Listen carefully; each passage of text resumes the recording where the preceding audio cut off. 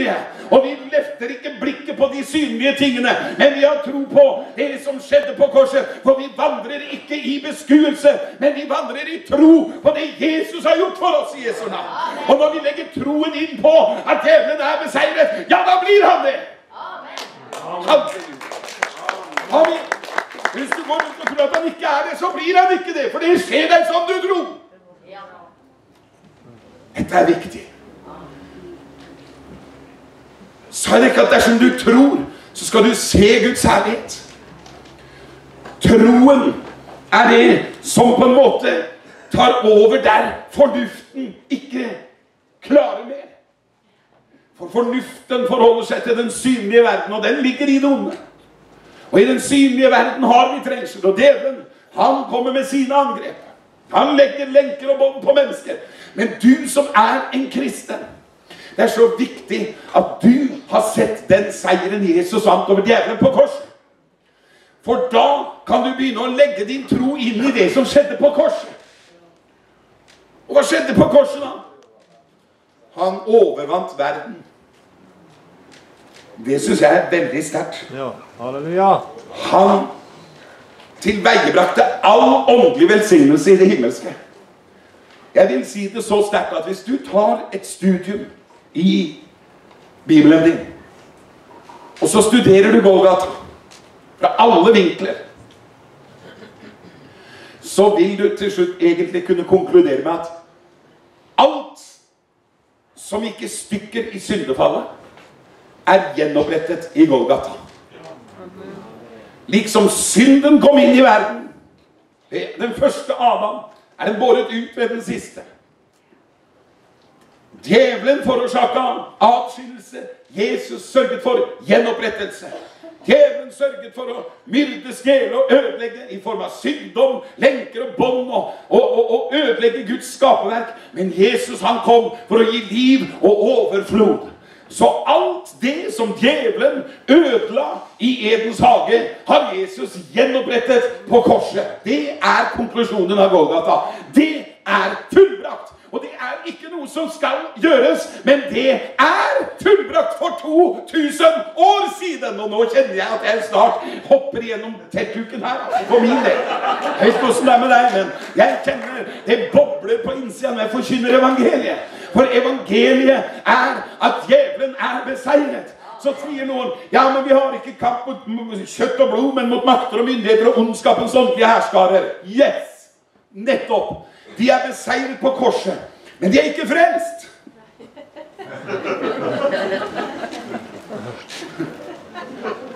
Så djevelen har ikke sluttet å ljuge, han er ikke født på ny. Djevelen er beseiret og avvæpnet, men han er ikke født på ny. Så han ljuger og ljuger og ljuger og sier, jeg er ikke avvæpnet. Det er ikke så enkelt. Det er ikke så rosenrødt, du må ikke ta det så bokstavlig. Du må slåss litt, kom igjen, kom inn i ringen nå. Så vil han ha deg inn i ringen, vet du, og skal du begynne å fight med djevelen. Vet du hva, det er mye bedre å ta på deg Guds fulle rustning og stå djevelen imot. Ja, men du skal jo ha på boksehansker. Nei, i troen! I troen på det Jesus gjorde på korset! Det er å stå djevelen imot. Fast i troen på at korset holder. Amen. Det holder det. Hvis ikke du kan legge troen din inn i korset, så har du ingenting. Det er jo det Jesus gjorde som betyr noe. Så når vi skal kjempe troens strid, så er det kampen imot djevelens makter og løgnpiler som skytes mot ditt og mitt sinn daglig. Mot han sier, jeg er ikke beseiret. Ok, det er ikke så enkelt. Du får slåss litt med meg du også. Oi, og Jesus han seier der. 1-0, men nå. Her er du og meg. Da står jeg djevelen imot fast i troen på at han er knocka out på korset. Amen. Amen. Og det er en usynlig sannhet. Men det er ikke sikkert den har kommet inn i den synlige verden. Men hvordan skal den komme inn i den synlige da? Det er at vi tror at han har vunnet seier i det usynlige. Da skal skal du også se det i det synlige. Det det som betyr når det står søk først Guds rike. Er du enig at i Guds rike det Gud som regjerer? Amen. Søk først Guds rike. Det betyr sett Guds rikets dimensjon først. Så skal du få det andre i tillegg. Det her vi gjør feil. Vi setter de jordiske sansene, den ytre naturlige verden først, og så sier vi, ja, det ikke sånn for meg. Det ikke så enkelt. Det her sånn herlig tro og bare tro. Du må være litt realistisk. Det du som må bli litt realistisk. Nå må du begynne å bli litt realistisk og tro på korset. Nå må vi begynne å tro på det vi tror på. Jeg har en tro på Gud, jeg også. Ja, men djevelen har også en tro på Gud. Men du skjønner, vi må tro på det han har gjort. Det å stride troens gode strid. For det en kamp imot makten og myndighetene om hvilken dimensjon skal komme først i livet ditt. Djevelen vil at vi skal sette denne verden med hele syndefallet og verdens realiteter som nummer 1. Og vi skal ha tid etterpå det, skal vi jo be litt til Gud og søke inn i Guds rike. For meg så blir det som om det står så tydelig i Bibelen at vi vet at ved tro så vet vi at det usynlige kom før den synlige verden. Den usynlige verden kom til før den synlige. Det forstår vi ved tro. Det bare mulig å forstå det ved tro. For du kan ikke begripe det. Men du kan gripe det. Kan du begripe det, sånn? Nei. Men halleluja, jeg kan gripe det i tro. Du skjønner, du kan gripe det selv om ikke du begriper det. For du bare griper det ved tro. For troen tar over der fornuften stopper. Der forstanden ikke kommer lenger. Når den ytre naturlige skapningen i den ytre naturlige verden sier, kan du begripe det? Så sier vi, nei, men vi trenger ikke å begripe det. Vi tror på det Jesus gjorde på korset. For det i den usynlige verden ropt ut et fullbrakt. Og så roper djevelen, det ikke så enkelt. Da roper vi bare enda høyere, jo, det det. Og så sier djevelen, nei, det ikke så enkelt, det ikke så rosenrødt. Det ikke sånn for meg. Men så sa, det ikke så rosenrødt, det ikke sånn for meg, sa han. Ja, men det kan bli sånn for deg, sa jeg til henne. Hvis du bare får kjerra bak hesten. For du skjønner, det Gud har sagt, og det Gud har gjort, det må komme først. Det som hesten. Det det Gud har sagt, og det Gud har gjort, det må komme som nummer 1. Og så må denne verden, som ligger i det onde med alt sin djevelskap, komme som nummer 2. Men veldig ofte det det motsatte som skjer langt inn i kristenlivet vårt. Vi vandrer ikke i tro, men i beskuelse. Vi vandrer etter det vi ser. Vi tar avgjørelser ut ifra det naturlige, reflekterte mennesket, som egentlig bombardert ifra avgrunnen. Og på den måten kommer djevelen inn og begrenser deg og meg inn i en naturlig verden. Og så sier vi, ja, Gud jo naturlig, overnaturlig. Og så blir det noe sånn kristeliøst søppel som fyller menigheten vår. Kristeliøst svada, naturlig, overnaturlig. Jeg har lyst til å bare ta et radikalt oppgjør med det. Slutt å snakke som dårskap. Gud ikke naturlig overnaturlig. Han har skapt naturen, men han og forblir over det naturlige. Gud ikke en naturlig Gud på den måten at det naturlige falne mennesket kan fatte og begripe det. Nei, du må bli født på ny for å kunne forstå og se hva Gud gjør. Uten at du blir født på ny, så kan du ikke se Guds rike. Men når vi blir født på ny, da blir det ikke naturlig. Jeg bare tar et eksempel på det. Tror du når Lazarus lå inne i graven, og så sa Jesus, rull stenen bort. Tror du de stod og sa, å du verden, så naturlig det var. Så naturlig, overnaturlig, de rullet stenen bort. Ikke ropte han, og det bare var så fint, han stod der så naturlig. Han var så avslappet. Gud har aldri vært naturlig og overnaturlig. Og så ropte han, står det. Jeg streket under det i Bibelen min. Han ropte, Lazarus, kom ut! Han kunne jo sagt, Lazarus, kom ut! Kjære Lazarus! Han holdt ikke på sånn med sånn, Lazarus! Nei, han bare ropte, Lazarus, kom ut! Han trenger å rope så fælt. Han er jo ikke død heller. Nei, men han var død i hvert fall.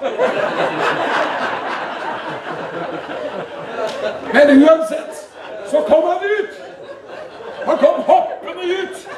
Og så sa han, løs ham og la han gå. Så stod de alle og sa, du verden for en stor kommunikator som har besøkt. Se hvordan han kommuniserte. Og hadde gått på kurs og lært seg sånn seeker-friendly services, liksom. Som ikke skremmer folk og veldig sånn, vi må ha det naturlige og overnaturlige. Jesus var ikke opptatt av det greiene. Han bare vekket Lazarus opp, og de ble forskrekket. Ja, men de kan jo skremme folk hvis det blir for ordentlig. Si det til Jesus, du.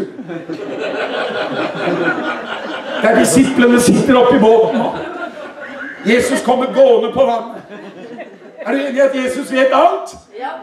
Da visste han at disiplene kom til å bli redde. For de ropte når de så Jesus gikk på vannet. Hjelp! Et spøkelse, ropte de. Og det visste Jesus at de kom til å rope. Han gjorde det likevel.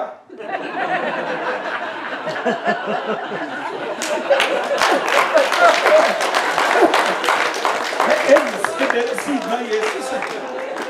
Jeg ser ikke bare en Jesus som kom liksom med et land som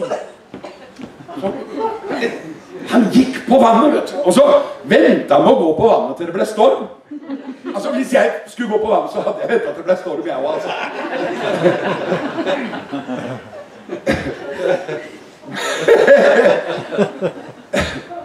Jeg ser han komme der.